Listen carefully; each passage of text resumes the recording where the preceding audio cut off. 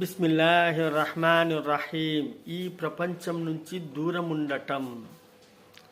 హజరత్ అబూబకర్ సిద్దిక్ రదియల్లాహు తాలా అన్హు గారు రివాయత్ చేస్తున్నారు. దీని సారాంశం ఇలా ఉన్నది. మహాప్రవక్త సల్లల్లాహు అలైహి వసల్లం గారు ఇలా ప్రవచిస్తున్నారు.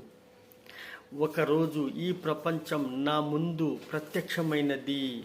అప్పుడు నేను అన్నాను, నువ్వు నా కళ్ళ ముందు నుంచి దూరం వెళ్ళిపో.